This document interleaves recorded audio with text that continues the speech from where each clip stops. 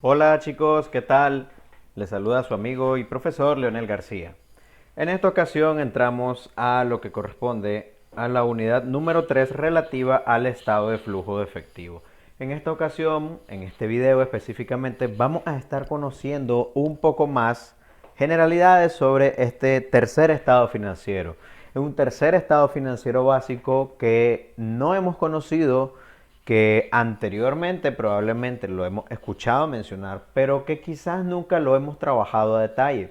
Entonces, en este primer video que vamos a estar elaborando, nos vamos a encargar de explicar qué es el estado de flujo de efectivo, qué partidas conforman este estado de flujo de efectivo, para qué sirve un estado de flujo de efectivo, y vamos a poner ciertos ejemplos de movimientos que pueden ser considerados como un flujo de efectivo, o mejor dicho, que pueden formar parte del flujo de efectivo. Para ello, acá abajo tenemos un poco más de teoría al respecto. Por ejemplo, estamos conscientes de que el estado de flujo de efectivo es uno de los 4 estados financieros básicos que tiene la contabilidad. En este sentido, hasta la fecha, el estado de flujo de efectivo se considera como el tercer estado financiero básico que debe de elaborar toda organización en la empresa. Su importancia principalmente radica en que le muestra a los propietarios de un ente económico, ya sea una empresa o una persona natural, un análisis retrospectivo de cómo fue que obtuvieron los fondos y cómo ocuparon ese dinero. Pero entremos a un concepto un poco más detallado, un poco más específico. El estado de flujo de efectivo es un estado financiero que muestra el efectivo generado por la empresa y cómo fue utilizado ese efectivo mediante 3 vías: por actividades de operación, actividades de inversión o bien actividades de financiamiento. Si se fijan, prácticamente estas 3 operaciones que nos están mencionando son claves en la elaboración de este estado financiero y pueden provenir ya sea de un balance general o de un estado de resultados. Por ejemplo, acá en el balance general vemos de que actividades de operación pueden estar relacionadas quizás con activos corrientes y pasivos corrientes. En el caso de actividades de inversión y de financiamiento, pueden estar relacionadas con los activos no corrientes, con pasivos no corrientes y con el patrimonio. Pero adelantémonos un poco más para ver un breve concepto sobre estas 3 actividades y por qué son tan importantes en la elaboración del flujo. Empezamos con la primera, que sería actividades de operación. Estas se refieren prácticamente a aquellas actividades que están relacionadas con el desarrollo del ejercicio, con el día a día de la actividad principal de la empresa, con la puesta en marcha del negocio en sí. Las actividades de operación son prácticamente, y lo vamos a decir en palabras un poco más populares, los movimientos que realiza en el día a día la empresa. A eso se refiere con las actividades de operación. Por ejemplo, ciertas actividades de operación, ¿cuáles pueden ser? Por ejemplo, cobros procedentes de la venta de los bienes y prestaciones de servicios. Porque, por ejemplo, una venta que nosotros realicemos, esa venta, si es al contado, es una actividad de operación, porque la venta corresponde a una operación que nosotros realizamos en el día a día del negocio. Forma parte de la operatividad del negocio. Y los cobros que nosotros realicemos a los clientes por facturas correspondientes a meses anteriores también pueden ser consideradas como actividades de operación, puesto que en todo caso ese cobro de efectivo proviene de una venta que nosotros realizamos en periodos anteriores. Entonces es catalogada como una actividad de operación. Cobros procedentes de regalía, bien, cuotas, comisiones, incluso hasta otros ingresos. Los pagos que nosotros le hagamos a nuestros proveedores, porque incluso en el flujo de efectivo, lo dijimos al inicio, muestra cómo obtuvimos los recursos y cómo los utilizamos. Entonces, una manera de obtener recursos es vender, pero otra es pagar el efectivo. Entonces, el pagar a nuestros proveedores, ya sea por la adquisición de bienes o servicios, es considerado también como una actividad de operación.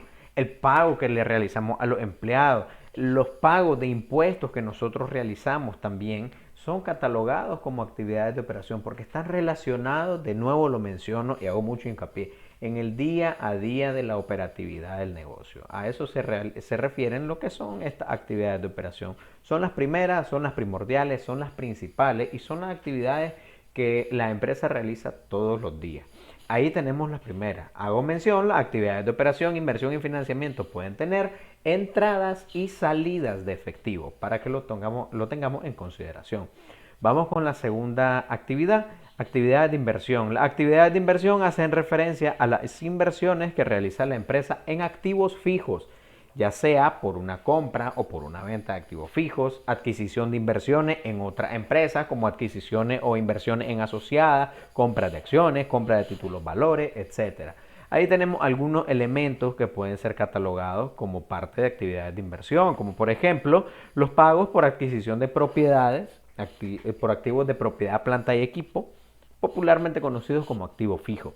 En ese caso, cuando nosotros realizamos la adquisición de una propiedad, de un activo de propiedad, planta y equipo, se cataloga como una actividad de inversión.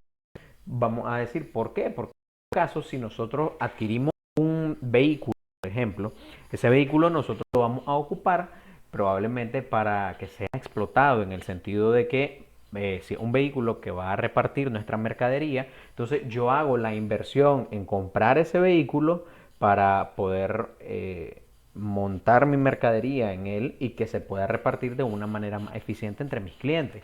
Entonces va a llegar ese vehículo a optimizar mi operación y probablemente voy a gestionar de una manera mucho más fácil el día a día, la operatividad del día a día. Entonces, si se fijan, la realidad es de que la compra de ese vehículo viene siendo una inversión para la empresa, y sobre todo porque si en un dado caso, en un futuro, cuando este activo ya dio su vida útil, ya fue totalmente depreciado, probablemente yo lo voy a poder vender o negociar con terceras personas. Entonces, al final del día, este activo me deja algo a mí. Aparte de que lo podemos explotar, puede ser también reconocido como un intercambio a un futuro. Incluso cobros por ventas de propiedades, por activos de propiedad, planta y equipo a otras personas que nosotros le hayamos vendido y que ellos pues nos estén pagando en un plazo. Entonces los pagos que nos hagan estas personas que adquirieron estos activos van a ser considerados como actividades de inversión. Pagos por adquisición de instrumentos de patrimonio también, o instrumentos de deuda emitidos por otras entidades, como las acciones, quizás acciones preferentes, acciones comunes, pero al final del día esas compras de acciones pueden ser actividades de inversión. Cobros por la venta de instrumentos de patrimonio o deuda emitidos por otras entidades, o bien participaciones en negocios conjuntos, también son catalogados como actividades de inversión. Ahora bien, vamos con otro dato. Ahora pasemos con lo que corresponde con las actividades de financiamiento. Ahora bien, en este sentido vamos a leer de que las actividades de financiamiento se refieren a la adquisición de recursos para la empresa, que pueden ser por terceros, ya sea derivados de pasivos, o bien por los mismos socios de la entidad, que ellos pueden estar financiando a la empresa por medio de aportaciones adicionales de capital o de patrimonio. Es importante mencionar de que acá en estas actividades de financiamiento vamos a excluir aquellos pasivos que corresponden por actividades de operación, porque como por ejemplo los proveedores, pasivos laborales o impuestos, porque ellos están relacionados más al día a día. En este caso, el financiamiento lo estoy buscando por medio de terceras personas, como quizás entidades bancarias, instituciones financieras. Esos probablemente van a ser catalogados como actividades de financiamiento. Vamos a ver cuáles pueden ser ejemplos. En este caso, cobros procedentes de la emisión de acciones u otros instrumentos de capital, pago a los propietarios por adquirir o rescatar acciones de la entidad, cobros procedentes de emisión de obligaciones, préstamos, reembolso de los importes de préstamos o pagos de arrendamientos para reducir deudas pendientes. Vamos a aclarar un poco más acá en esta parte de lo relativo a las actividades de financiamiento. Sucede una situación. Las actividades de financiamiento por lo general provienen de terceras personas. Por ejemplo, un préstamo que yo gestione ante el banco, eso viene a mí a financiarme. Eso es un incremento de mi ingreso de efectivo, pero proviene de una actividad de financiamiento. No es una actividad de operación, porque el pedir un préstamo no es algo que me lo van a otorgar todos los días o todos los meses. Ya probablemente lo voy a hacer en un momento dado y por un plazo determinado. Entonces vemos de que en realidad el financiamiento de un préstamo, o incluso de los mismos socios o por inyección de capital, vemos de que en todo caso pues se vuelve necesario en determinados momentos. Entonces, ese, esa partida que se realice, ya sea por la adquisición del préstamo, cuando el préstamo nos lo están haciendo, o ya sea cuando nosotros empezamos a pagar en cuotas ese préstamo, ¿ya? Se vuelve una actividad de financiamiento. Porque en todo caso, ese préstamo derivó de un financiamiento que yo recibí, ¿ya? Entonces, la actividad relacionada con el financiamiento tiene que ver bastante con aquello, como les decía, con los préstamos bancarios, con los préstamos que hagan los socios a la entidad, o incluso las compras, o mejor dicho, el otorgamiento de capital adicional que hagan los socios a la empresa para poder rescatar un poco la liquidez del negocio. Eso van a ser catalogados como actividad de financiamiento. ¿Para qué me sirve entonces este flujo de efectivo? Quiero saber cuáles son los objetivos. Proporcionar información oportuna a la gerencia para saber, para tener una correcta toma de decisiones que por supuesto me ayuden a la correcta operación de la entidad. Brindar información acerca de los rubros o actividades en los que se ha gastado el efectivo disponible. Muy importante porque en todo caso aquí me muestra lo que yo gasté en el periodo.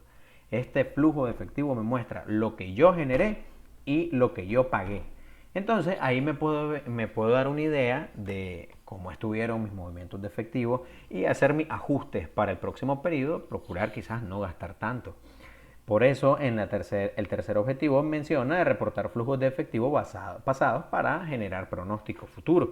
Determinar la capacidad de la empresa para hacer frente a sus obligaciones con tercero y ayudar a tomar decisiones acerca de inversiones a corto plazo, sobre todo cuando tengamos quizá algún excedente de efectivo disponible. Tome en consideración de que las finanzas nos indican de que probablemente el exceso de efectivo no sea tan beneficioso para la entidad. Entonces, por eso acá este mismo flujo de efectivo, como nos permite determinar en cómo generé efectivo y en qué lo pagué, en qué lo gasté, mejor dicho, al haber un excedente quizás me puede dar un cierto norte de lo que debería de realizar quizás en alguna inversión a corto plazo, sobre todo si tengo un excedente de efectivo. La finalidad de este flujo es presentar de forma comprensible y clara la información sobre el manejo que tiene la empresa, o sea, cómo lo obtuve y cómo lo pagué. A eso se refiere. Ahora vamos con lo que sigue. ¿Cuáles son los métodos para elaborar el flujo de efectivo? Existen dos métodos, en este caso viene siendo el método directo y el método indirecto. Vamos a empezar con el primero. Acá nos vamos a dar una idea, dice, en el método directo presentan las actividades o rubros de manera similar al estado de resultados. ¿Por qué? Porque aquí vamos a ingresar la cobranza en efectivo de los clientes, efectivo que ha sido recibido por ya sea por intereses o dividendos o rendimientos, cobros derivados por la operación, todo lo que tenga que ver con el día a día y con las actividades que anteriormente hemos mencionado van a ser ingresadas acá en este método. Indica de que estas actividades se dividen ya sea en la actividad de operación por distintas categorías, ya sea por las categorías principales de cobro o pago en términos brutos. En este caso, el método directo va a organizar las operaciones de la empresa y clasificarlas en categorías semejantes como un estado de cuenta bancaria. Por ejemplo, aquí muestra que la actividad de operación va a detallar el efectivo que recibimos por los clientes, lo que pagamos quizás a nuestros proveedores, todo eso va a formar parte de las salidas de efectivo y de entrada mediante la actividad de operación en este método. Ahora en el método indirecto me indica de que nos vamos a tener que preparar una conciliación entre la utilidad neta y el flujo de efectivo de las actividades de operación y que vamos a tomar en consideración como punto de partida la utilidad que se genere en el periodo. ¿Cuáles son las partidas que deberían de tomarse en consideración en un flujo de efectivo bajo el método indirecto? La depreciación y las amortizaciones, las diferencias cambiarias, las pérdidas o utilidades en ventas de propiedades o otros activos de propiedad, planta y equipo, incluso los cambios en las cuentas bastante operativas, como las cuentas por cobrar, los inventarios, los pasivos, entre otros, ¿ya? Hasta aquí llegamos, chicos, con este video el día de hoy. Espero de verdad que hayamos quedado claro y en un próximo video nos vamos a preparar para realizar el estado de flujo de efectivo bajo el método directo y bajo el método indirecto. Ha sido un gusto, chicos, espero verlos nuevamente. Nos vemos.